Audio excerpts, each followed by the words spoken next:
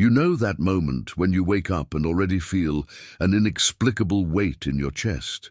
It's not laziness, it's not lack of vitamins or thyroid problems that doctors try to find in your always normal test results. It's something much deeper and more frightening. It's as if your own life had become a coat 3 sizes too small that you need to wear every day. Every movement is restricted, every breath is a conscious effort. And you look around, seeing other people apparently comfortable in their own skin, while you feel like a stranger inhabiting a body that doesn't belong to you. Franz Kafka understood this visceral sensation of not fitting into your own existence. He realized that what we call existential fatigue is not energy deficiency, it's saturation. Your soul is saturated with a reality that no longer makes sense, supersaturated like a chemical solution that can no longer dissolve anything new. And today, you're going to understand not only why you feel this, but mainly how to begin freeing yourself from this invisible prison we build around ourselves without realizing it. If you've made it this far, it's because something in you recognizes this language of the soul, tired of pretending everything is okay. This channel exists for people like us, who feel more deeply and question further. Here you're not alone in this journey of self-knowledge and genuine transformation. Subscribe now to be part of this community of awakened souls. Give a like if this content touched something real inside you, and especially stay with us, because what comes next can completely change your relationship with the existential fatigue you carry. Here you find not just understanding, but practical tools to transmute this saturation into authentic freedom. The sensation of saturated existence begins almost imperceptibly, like a subtle change in the quality of light entering through your bedroom window. First you notice that things that once brought pleasure now seem opaque, as if someone had dimmed the brightness of the entire world. Kafka described this as living inside an invisible bureaucratic machine, where every gesture of yours is processed by instances you don't understand, for purposes no one can clearly explain. You wake up, brush your teeth, have coffee, go to work, come back, watch television, sleep, and repeat. But within this apparently normal routine, there's a question that screams silently, what exactly am I doing all this for? Existential saturation is precisely that moment when your consciousness awakens to the automatism of modern life and refuses to continue participating without questioning. It's as if you were an actor who suddenly realized you're playing a role in a play whose script you never fully read. What makes this experience even more disconcerting is that everyone around you seems perfectly adapted to the same system that leaves you exhausted. Your co-workers talk animatedly about projects that sound like white noise to you. Your friends plan weekends that you face as just another social obligation to fulfill. Your family expects you to show enthusiasm for achievements that internally you know are empty. And then you begin to question yourself. Could it be that I'm the one who's wrong? Could there be something fundamentally defective in my ability to find meaning in things that satisfy other people? Kafka called this metamorphosis, but not the obvious metamorphosis of Gregor Samsa waking up as an insect. The real and more disturbing metamorphosis is this. You continue looking human on the outside while inside something essentially human is slowly dying. Modern society teaches us that there are technical solutions for everything. If you're tired, take vitamins. If you're sad, do therapy. If you're unmotivated, find your passion.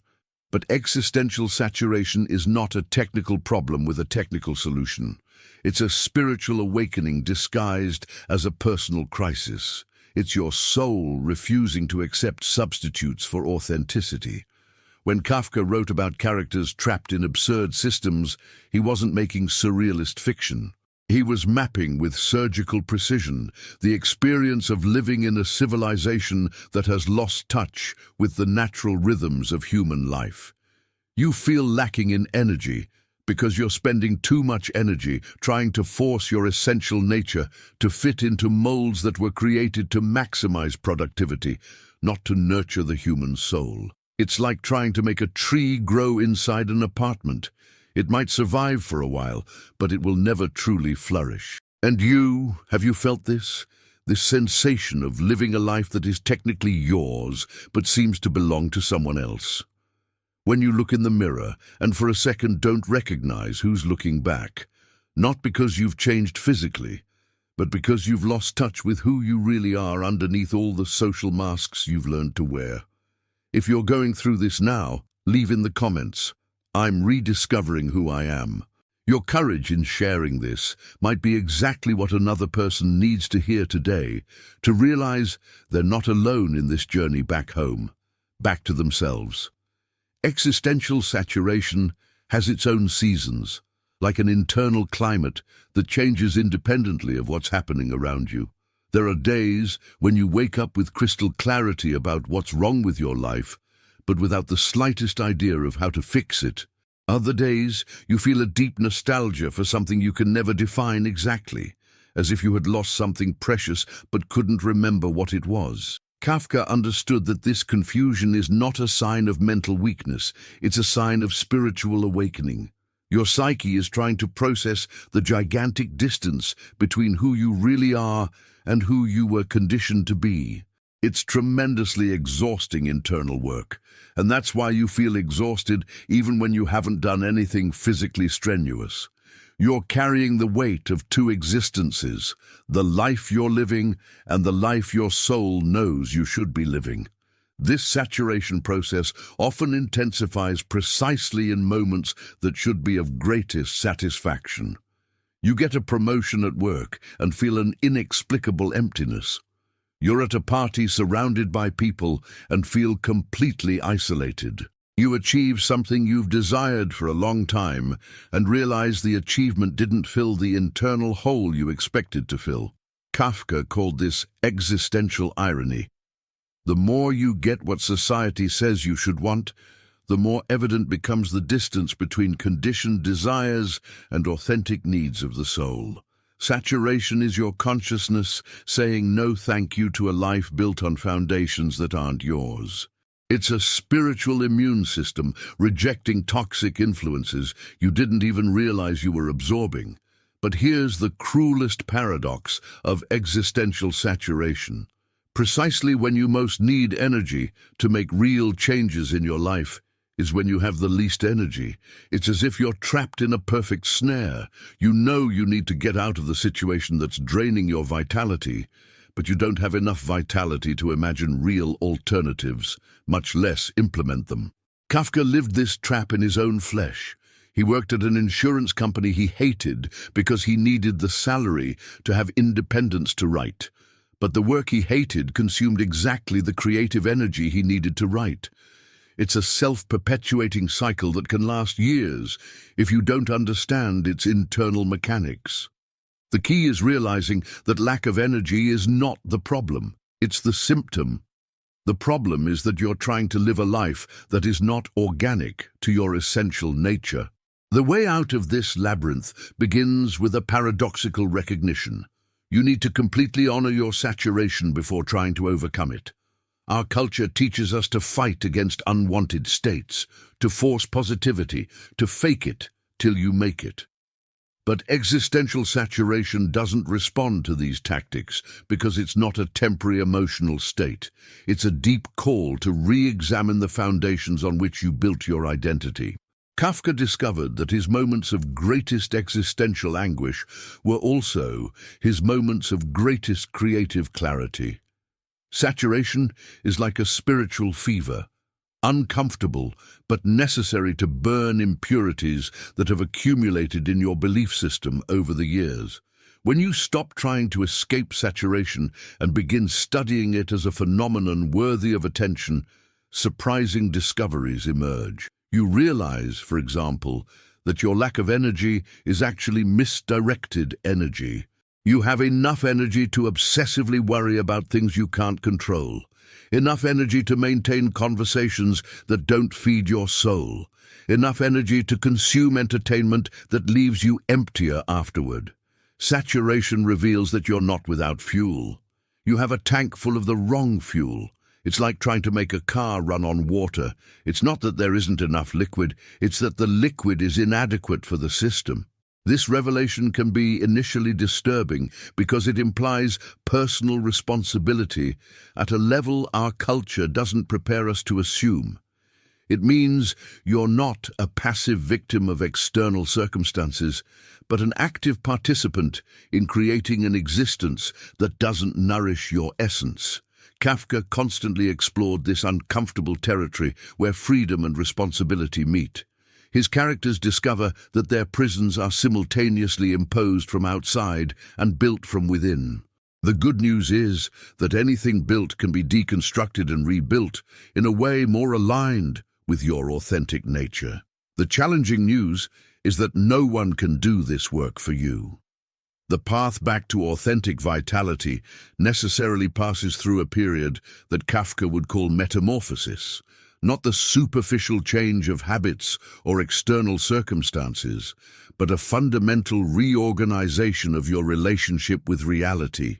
This begins with small acts of honesty with yourself that initially may seem insignificant, but gradually create cracks in the system of self-illusions that kept your saturation in place. You stop saying, "I'm fine," when you're not fine. Stop accepting invitations to things that drain your energy without giving anything in return. Stop pretending interest in conversations that don't interest your soul. Stop seeking approval from people whose opinions you secretly don't respect. These small acts of integrity create internal space for your authentic nature to begin expressing itself again. It's like cleaning a fogged mirror. Gradually, you begin to see more clearly who you really are underneath all the layers of social conditioning. And here, something apparently magical happens. As you align more with your essence, genuine energy begins to return naturally. Not the forced energy of caffeine or adrenaline, but the sustainable energy that springs when you're doing things that make sense to your soul. Kafka experienced this in periods when he managed to write, "Even working at dawn after a full day at the job he hated, he felt more alive writing for 2 hours than during 8 hours at the office." The transformation from saturation to vitality is not linear or predictable. There are advances and setbacks, moments of crystal clarity, alternated with periods of total confusion. Kafka understood that this non-linearity is not a defect of the process. It's an inherent characteristic of any real metamorphosis. A butterfly doesn't emerge from the chrysalis in gradual and constant growth. There's a period of apparently chaotic dissolution where the previous structure needs to completely dissolve before the new form can emerge. The same happens with the transformation of human consciousness. You might spend weeks feeling worse before feeling better, not because you're failing, but because you're finally having courage to fully feel what was dormant inside you. During this process, it's crucial to develop what we could call existential patience, the ability to remain present with your internal experience even when it's uncomfortable. Our culture, addicted to quick solutions, conditions us to interpret any discomfort as a sign that we're on the wrong path. But existential saturation teaches a different wisdom. Sometimes discomfort is exactly the sign that you're on the right path, finally going in the direction of an authenticity that your soul recognizes as home. Kafka lived this tension constantly, balancing between the security of a conventional life and the call of a creative expression that no one around him could completely understand. What emerges on the other side of this process is not a perfect life free of challenges, but a life that makes visceral sense to who you really are. The difference is that now the challenges you face are your challenges, consciously chosen by a person who knows themselves well enough to know which battles are worth fighting. The energy that was previously wasted trying to fit external patterns is now available to create, love, contribute and grow in ways that feed not only you, but everyone around you.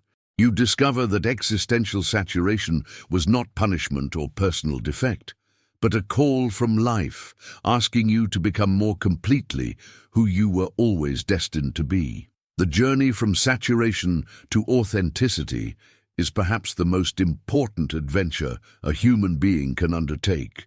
It's the difference between existing and living, between surviving and flourishing, between being another character in other people's drama and becoming the author of your own story. And although the path may seem lonely at first, you eventually discover that by becoming more authentically yourself, you connect more deeply with other human beings who are also making this same courageous journey back home, back to themselves, back to a life that finally makes sense from the inside out.